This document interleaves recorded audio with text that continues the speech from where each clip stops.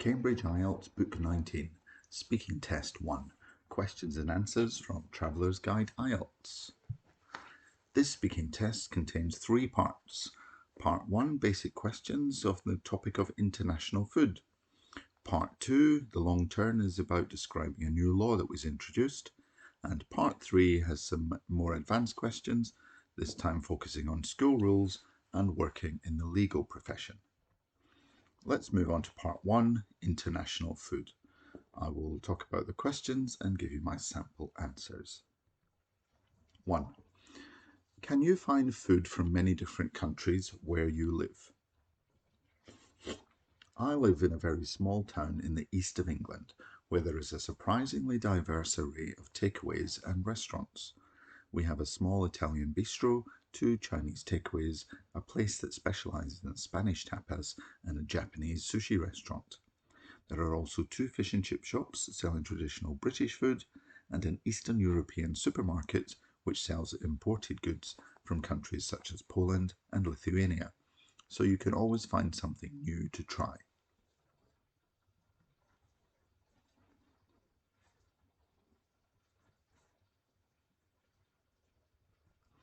2. How often do you eat typical food from other countries? I usually cook at home and I often prepare Italian food such as pasta, pizza or gnocchi. Pasta is fairly easy to prepare, but I don't make it from scratch, so it's definitely not authentic. I can also make pretty good Japanese katsu curry with breaded chicken and rice. As for takeaways, I get a Chinese meal about once a month with my friends. The Chinese restaurant has a good reputation, although it is westernized Chinese food.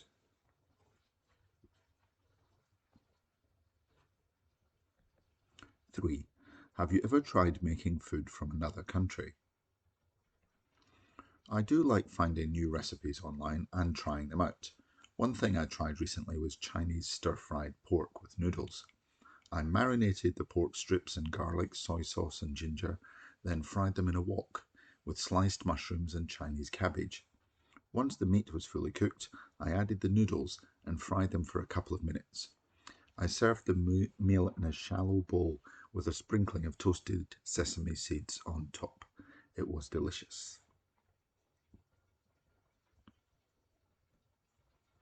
4. What food from your country would you recommend to people from other countries? I grew up in Scotland and it's famous for the food it produces. One thing I would definitely recommend to visitors is the seafood, especially if they visit the islands of the west coast.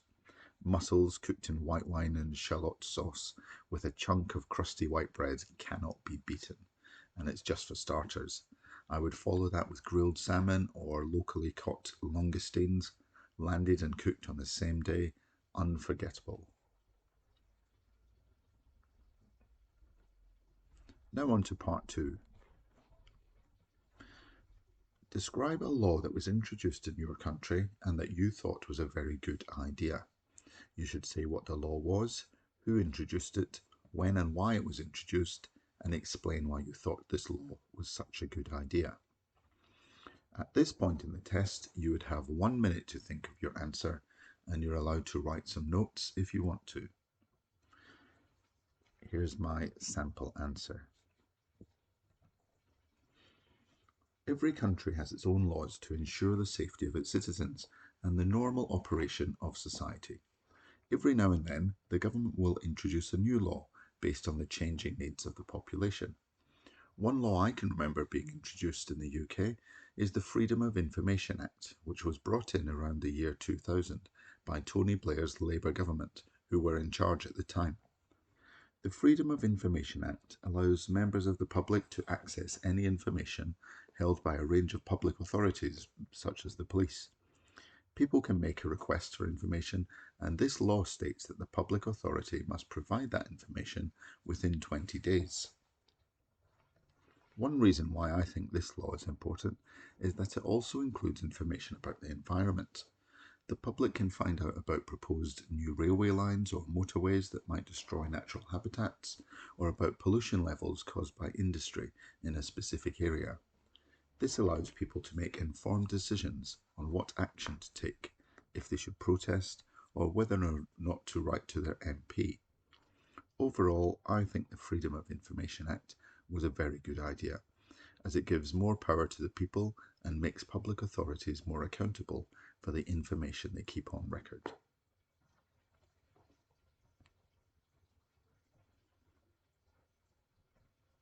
Part 3, about school rules and working in the legal profession. 1. What kinds of rules are common in schools? A school is an institution, and institutions need a clear set of rules in order to function smoothly.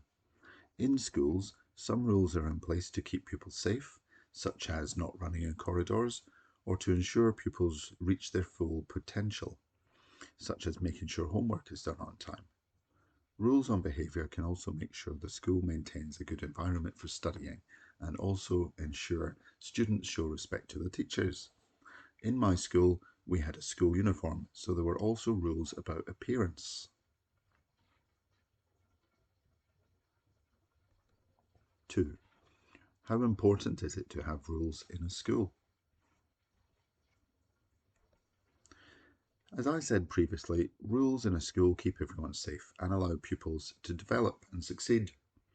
Without school rules, students could hurt themselves or each other.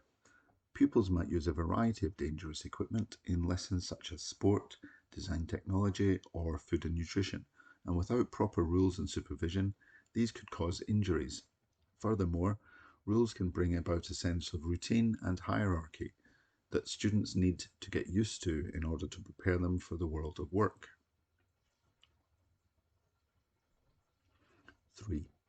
What do you recommend should happen if children break school rules? If school children break the rules, there should be repercussions, but the severity of the punishment depends on the severity of the rule break. For minor misdemeanours such as uniform infringement or chewing gum in school, a stern talking to might be enough. In more serious cases such as vandalism or inappropriate language, perhaps an internal suspension or detention would be more suitable, and in extreme cases such as violence or carrying a weapon, the school should consider contacting the police and excluding the pupil. 4. Can you suggest why many students decide to study law at university? Law is a popular subject choice at universities in many countries, and there are many reasons for this.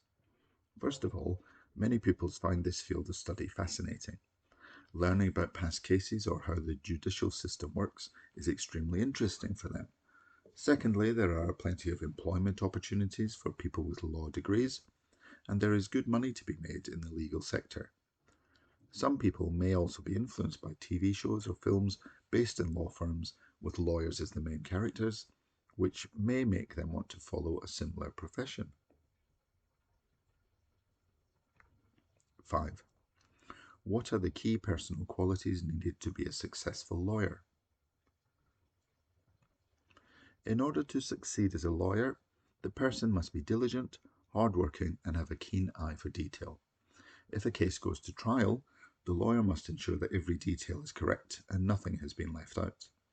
Similarly, when dealing with property law or family law, accuracy is key, so the person must be good at spotting errors or inconsistencies in their paperwork.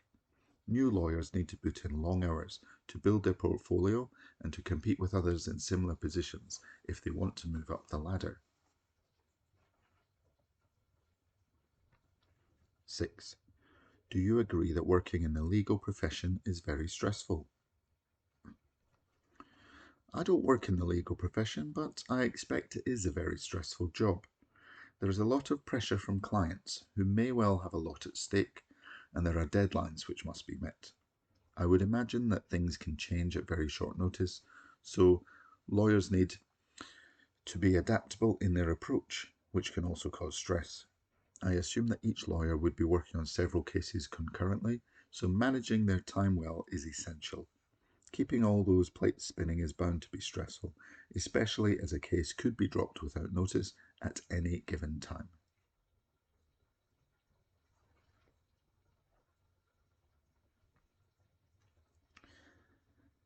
These are just some example answers. Of course, there are no right or wrong answers in the speaking test. Try to add your opinions, examples, and expand on your answers where you can. Part 3 is likely to be more of a discussion, so the examiner may have some input as well and question you further on those things. Thank you for watching and good luck with your studies.